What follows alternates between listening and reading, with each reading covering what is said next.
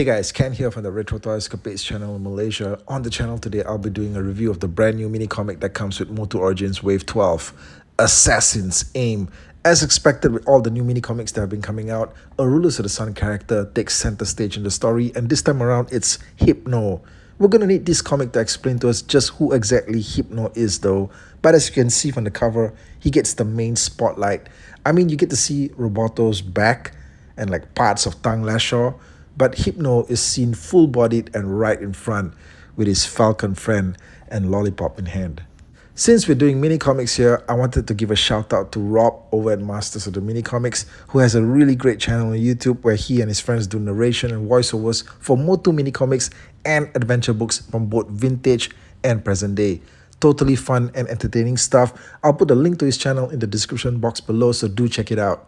Okay, the story starts out with a talent fighter seen ripping through the air. A premonition of things to come perhaps, because the talent fighter has just been announced and confirmed for release as an Origins vehicle this year. So yeah, I mean, it's great to see it here in the comic as well.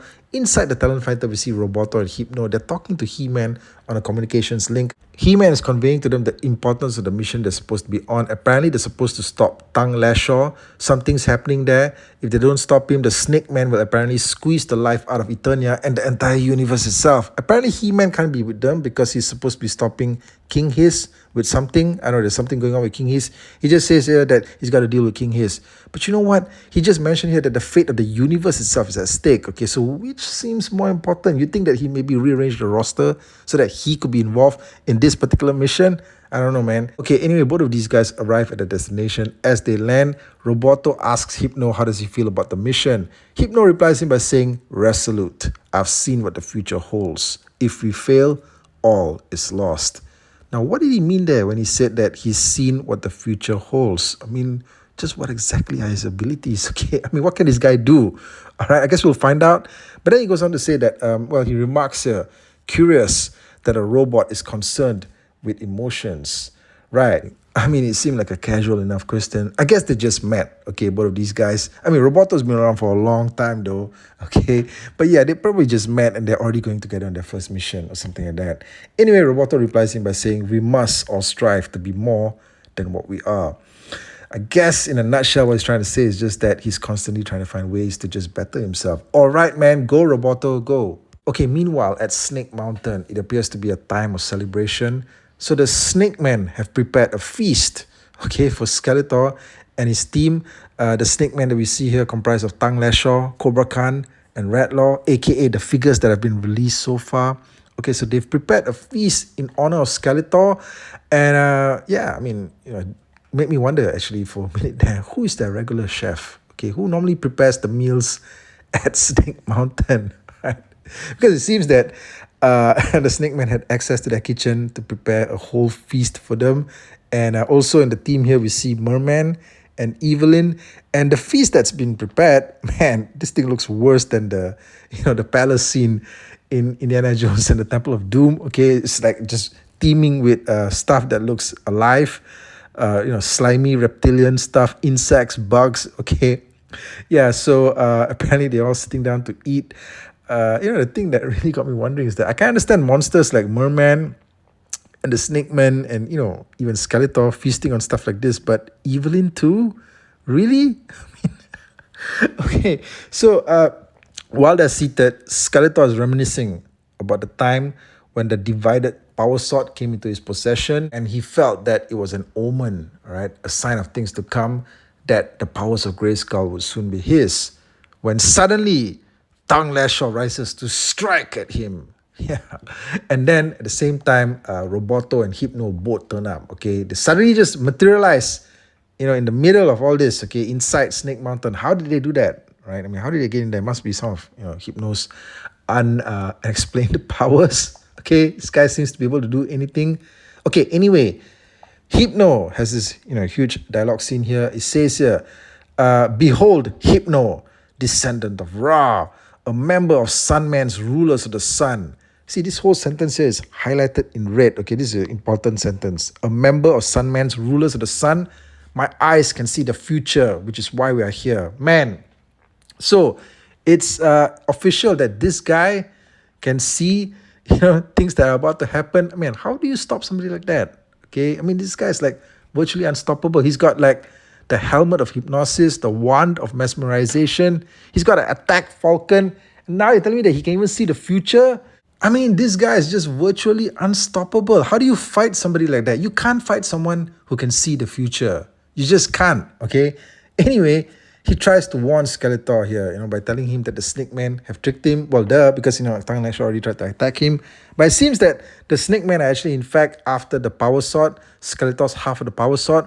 And yeah, I mean, what they want to do with it exactly, we don't know. Anyway, this huge smackdown takes place. Everybody's just going at it. Tang Lasher is wrapping his tongue around Hypno's arm, trapping him. But then you see Skeletor, in fact, saving the day. He slices Tang Lasher's tongue in half.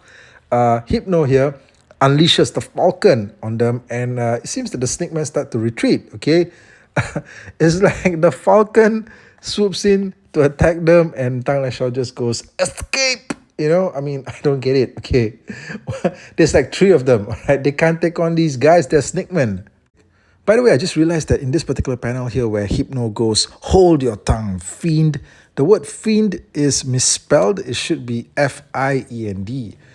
So yeah, editor, your attention please, editor.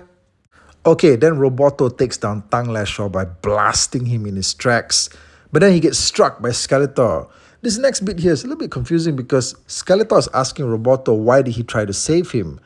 And Roboto replies, it was the human thing to do. Great bit of character development there. However, I felt that it was implying that there was a sequence in the story where Roboto actually was seen trying to save Skeletor, or did Skeletor just mean it in general? Okay, because later, Hypno says here, we came to save Eternia, Skeletor.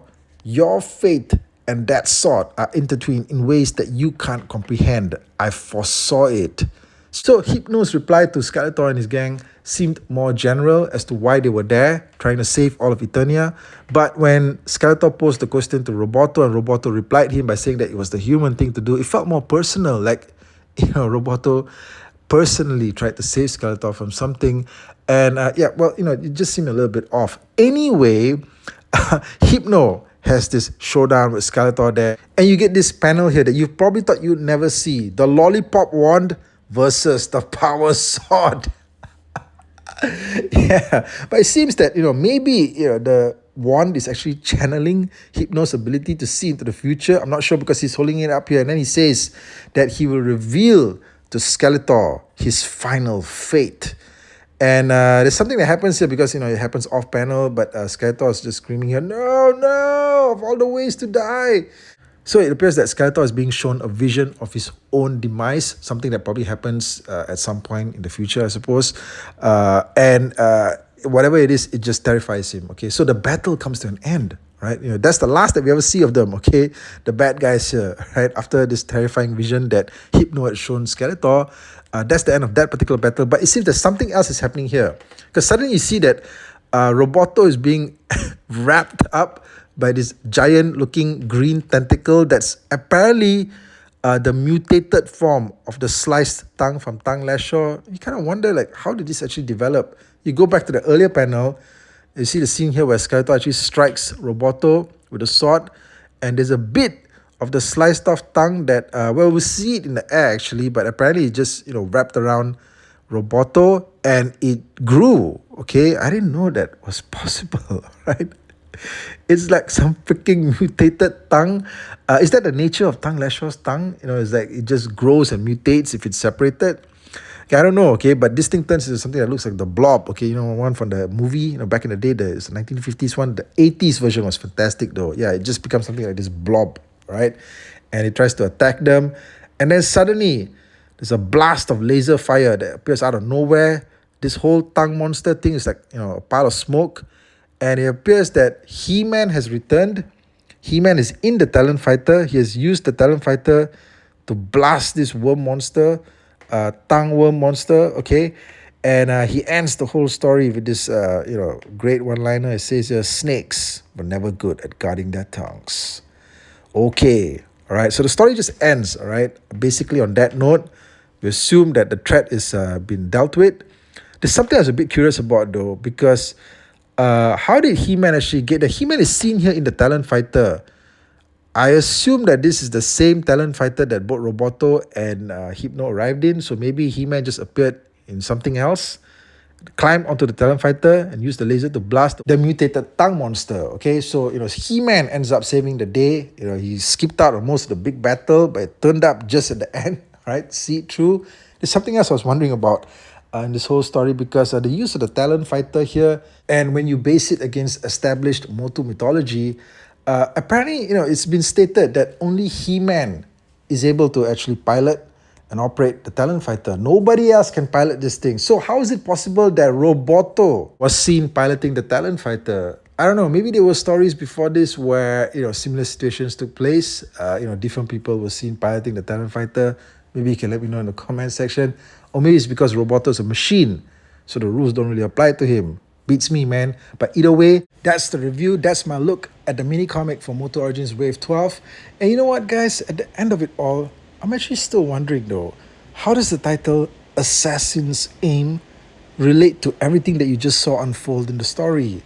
What do you guys think? Leave a comment below. Let me know. Let me know what you thought of the video, and I'll catch you guys again real soon with more content right here. Thank you, and take care out there.